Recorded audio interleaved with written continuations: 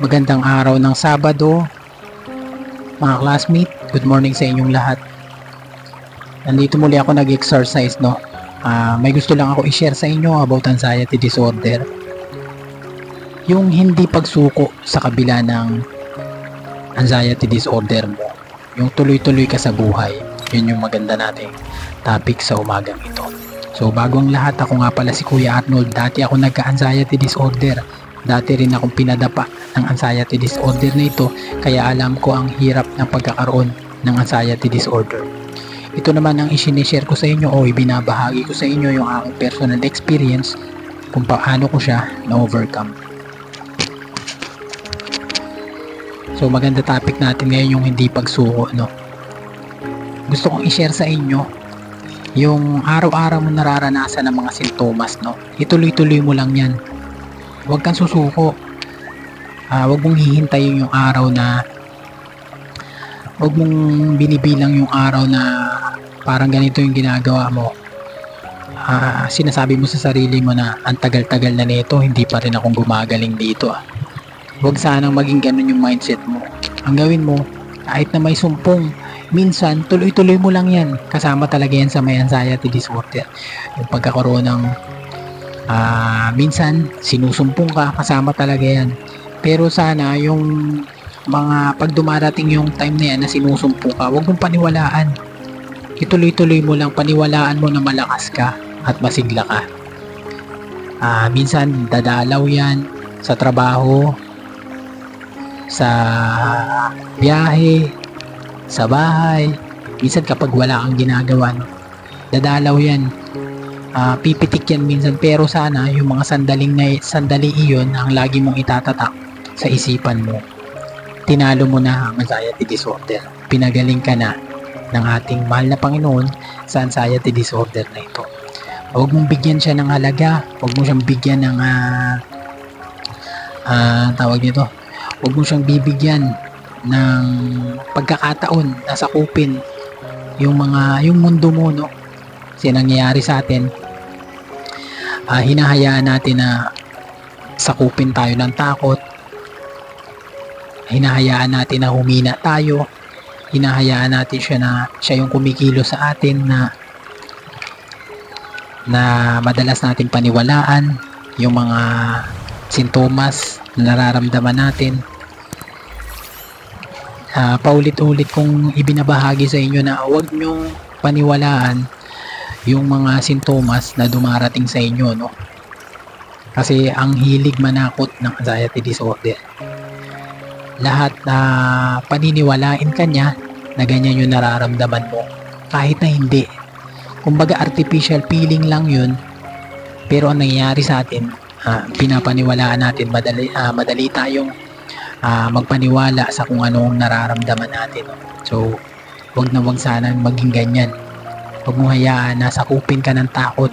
Huwag mong hayaan na yung mga dati mong ginagawa, hindi mo na nagagawa. Huwag mong hayaan na dati kang nagtatrabaho, tapos ngayon nahinto dahil sa takot mo sa mga sintomas, sa takot mo na baka mawala ka na sa mundo, no? So hindi, no? Kasi kung mawawala ka na sa mundo, dati pa, no, kinuha ka na. So nangyayari sa atin yan, tinatakot na tayo ng anxiety disorder. Kasi ang anxiety disorder talaga ay mahilig manakot talaga. Paulit-ulit nating ibinabahagi sa ating mga video ng anxiety disorder, yung mga sintomas niya ay pananakot lamang sa atin, no? So sana maging aware tayo. Minsan talaga, tawag dito, dumaan din talaga ako sa time na naisabi ko sa sarili ko, hindi maalis-alis to, naiinis na ako, talagang naiinis na ako kasi madalas niya na lang akong takutin hanggat sa na-realize ko na lang na isang araw na hindi ko kailangan matakot. Minsan hinahamon ko siya. Yung nangyari yung mga bagay na yan, nang na-realize ko yung mga bagay na yan na kailangan hindi ko kailangan matakot, doon na siya unti-unti ang nagpaalam, no? Pero bago ko na-realize yan, talagang struggle, napakaraming struggle ang nangyari sa akin. Yan ay nai-experience ko sa paulit-ulit niya akong tinakot. Mahabang panahon niya akong tinakot. Tapos mahabang panahon niya akong pina-experience ng mga napakaraming sintomas na mabibigat, mga mga discomfort. Talagang mahabang panahon niya akong pina-experience nun. Pero yung mga paghihirap pala na yun, ginawa niya akong isang matibay, no? Ginawa niya akong matibay talaga. Doon ako tumibay sa mga sintomas na yun na mabibigat, yung mga discomfort na yun. Doon din tumibay ako. Ang ginawa ko, hinarap ko siya. Yung pagharap ko araw-araw na yun, kahit na sa loob-loob ko, bumibigay talaga na takot. Nandun talaga nangingibabaw yung takot. Inaraw-araw ko lang talaga siya. Talagang hindi ako nagpadaig, no? Ang lagi kong iniisip sa sarili ko, sinasabi ko sa sarili ko, bahala na to, patay kung patay, no?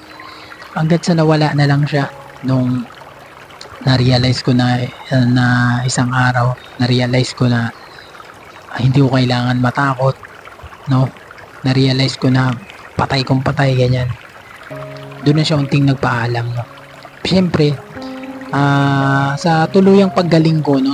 Sa tuluyang pag-overcome ko sa anxiety disorder talaga, hindi ko winaglit sa isipan ko ang mahal na Panginoon. Pinaniwalaan ko talaga na pinagaling niya ako ng 100%, no? Kasabay nito, siyempre, yung repentance na ginawa ko. Repentance, yung pagsuko at pagtalikod sa mga kasalanan, no?